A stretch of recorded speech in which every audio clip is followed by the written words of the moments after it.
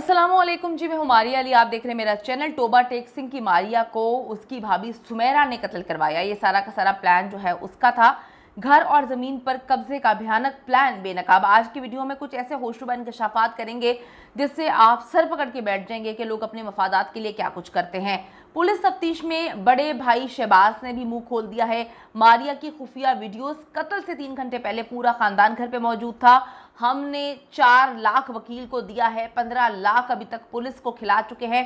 Police हमसे पैसे खा रही है लेकिन फिर भी हमारे भाई को, हमारे भिनोई को नहीं छोड़ रहे। क्या मामला है? क्या पुलिस सच में पैसे खा रही है? क्या पुलिस सच में मामलात को दबाने की कोशिश कर रही है, या फिर एक बार फिर से ये खौफनाक फैमिली जो है अजीबोगरीब प्रोपेगेंडा करने में मगन है? टोबा टेक सिंह की 22 साल की मारिया, 22 साल क्या उम्र होती है, कितने ख्वाब होंगे, कितनी जो है ज़िंदगी की बहारें उसने देखनी थी। लेकिन पिछले पता नहीं कई सालों से उसका बाप जो है उसके भाइयों के साथ मिलकर उसका रेप किया करता था। मारिया से बाप और भाई की जिनसी ज्यादती और कत्ल से ज़्यादा इसकी फैमिली के लिए एक चीज़ बड़ी इंपॉर्टेंट है। वो चीज़ है कि बड़े भाई शहबाज को जो है क्यों पकड़ा गया, मारिया को कत्ल कर दिया गया, मारिया का रेप किया गया, वो प्रेग्नेंट थी, उसको ठुड्डे मारे गए, तशद्दुद किया गया।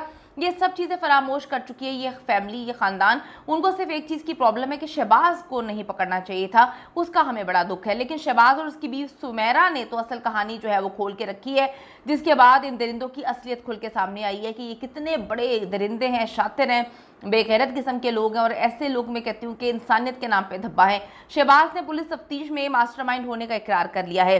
उसने बताया कि छोटी बहन मारिया का रेप करने वाला छोटा भाई और बाप था। मैंने इसमें कुछ भी नहीं किया। पूरा खानदान इस जुर्म को छुपाने के लिए जो है वो यकजा था। सबको पता था कि रेप होता है, सबको पता था कि बाप अपनी सगी बेटी का रेप करता है, सबको पता था कि छोटा भाई रेप करता है, लेकिन सब खामोश थे। मारिया के कत्ल से पहले बाप अब्दुल सत्तार के भाई की फैमिली भी घर पे आई थी। उनको भी पता था कि क्या मामला था। लेकिन ऐसे दरिंदे लोग हैं, बेगैरत लोग हैं, इनको छित्तर मारो। इनको मैं कहती हूँ सड़क पर खड़ा करके इतनी चपेड़े मारनी चाहिए इसके पूरे खानदान को। और इन दरिंदों को सरेआम फांसी की अपील करते हैं हम। ये इतने नीच किस्म के लोग हैं कि इन्होंने रिश्तों के तकद्दुस को पामाल किया। सब ने मारिया को तसल्ली दी थी जब ये लोग घर आते हैं कि तुम फिक्र ना करो, अब तुम्हें कोई हाथ नहीं लगाएगा, तुम्हें कोई मारेगा नहीं, बस तुम पुलिस में रिपोर्ट ना करवाओ। यानी कि अब्दुल सत्तार का भाई भी आया था, इस बच्ची का ताया या चाचा जो भी था वो भी जानता था कि ये सारे मामलात हैं। उन्होंने आके समझाया था कि आपने रिपोर्ट नहीं करवानी। उस वक्त मारिया की भाभी सुमेरा ने बैठे बैठे प्लान बनाया कि मौका अच्छा है, इन सबको फंसा देते हैं और जायदाद अपने नाम कर लेते हैं। मारिया को रास्ते से हटाने का प्लान सुमेरा के दिमाग में आया था और उसने अपने ससुर और देवर को इसमें फंसाने की प्लानिंग की। यानी कि सबको फंसा दिया जाए, सबको मरवा दिया जाए और सुकून से जो है ये लोग आराम से बैठ के जो है वो ज़मीनें और जायदादें इन पर जो है कब्जा कर ले। अब होता क्या है, जिस घर में इतने साजिशी और गलीज लोग हों, आप सोचें कि वो कितने मक्कार लोग होंगे। जिसके बाद जी घर, ज़मीन, जायदाद, इस पर कब्जा करना था शहबाज ने और शहबाज की बीवी ने। शहबाज और सुमेरा ने मिलकर अब्दुल सत्तार को भड़काया और उन सब में, ठीक है, ये लोग एक चीज़ सोच रहे थे कि इतना भड़काएं कि ये मारिया को कत्ल कर दें। और फिर हमारी प्लानिंग ये थी कि सबूत इकट्ठे करें। इन्होंने क्या किया कि मिलकर मारिया पे तशद्दुद किया उस 3 घंटे में और उसको मारना पीटना शुरू कर दिया। ये सब कुछ सुमेरा की मौजूदगी में हो रहा था, बल्कि सुमेरा ही करवा रही थी इनडायरेक्टली। जब मारिया मर गई तो शहबाज ने एक और प्लान बनाया। उसने सुमेरा को कमरे में भेजा और इस बहाने के जी ये कहो जाके कि मारिया अभी जिंदा है। उसने जाके आकर कहा कि जी मारिया तो अभी जिंदा है, जिस पर शहबाज ने फैसल को कहा कि जाकर उसका गला घोंट दे, अच्छे से चेक करके वो मर गई है कि नहीं। ये सुनकर बाप अब्दुल सत्तार भी कमरे में आ गया। ये दोनों बैठे हुए थे। ये वही वक्त था जब शहबाज ने चुपके से बड़ी प्रॉपर अंदाज में वीडियो बनाई। जब मारिया के मरने की खबर फैली तो ख़ानदान को शक हुआ कि हमें तो पहले ही लग रहा था कि इन्होंने मारा है, लेकिन सब खामोश हो गए क्योंकि किसी और के मामले में कोई भी नहीं बोलता। लेकिन मारिया की बहन कौसर, जिसने गुस्ल दिया है, और शहबाज के ससुराल के जो लोग थे, उन्होंने मिलकर मारिया को दफना दिया, तदफीन कर दी। सबको पता था कि मारिया के साथ क्या हुआ। इन लोगों ने मुंह बंद रखा और मारिया की खून में जो लिपटी हुई लाश थी, खून में डूबी हुई लाश थी, उसके साथ इन्होंने क्या सलूक किया, सगी बहन ने क्या किया। मतलब बंदा और क्या कहे, इंसान इतना भी ज़्यादा दरिंदा ना हो। बहन पे से एतबार उठ गया है, वालिद पे से एतबार उठ गया है, भाइयों पे से एतबार उठ गया है। ये किस तरह के लोग हैं जो इतनी गंदगी सोसाइटी में फैला रहे हैं। प्लान के मुताबिक शहबाज ने एक हफ्ते बाद शहबाज जो है वो एक्टिव होता है, वकील के पास जाता है, मिलकर फैसल और अब्दुल सत्तार को पकड़वाने की कोशिश करता है। वीडियो देखकर वकील को जो है शक हो जाता है शहबाज पे कि भाई ये तो खुद 2 नंबर है, इसने लड़की को क्यों नहीं बचाया, एक लड़की को कत्ल कर दिया गया। शहबाज ने वीडियो बनाई, भाई बाप को नहीं रोका, शोर नहीं मचाया, पुलिस को नहीं बुलाया, बचा सकता था लड़की को मरने से लेकिन इन्होंने नहीं बचाया, खुद भी मरने में मारने में ये शामिल था।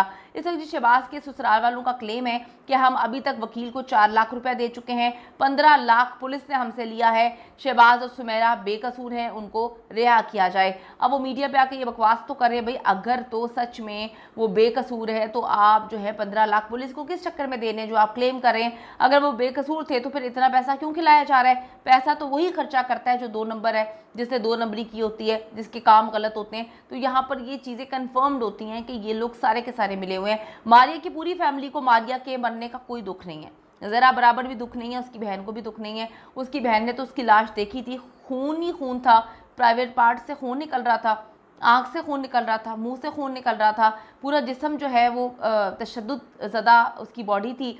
एक लड़की के साथ उसका बाप उसका भाई रेप कर रहे हैं, ज़्यादती करते हैं, लेकिन उसको बचाने वाला कोई नहीं। उसकी अपनी फैमिली जो है इन्वॉल्व है, उसकी बहन तक मिली हुई है और इससे लेना देना नहीं है पूरी फैमिली को।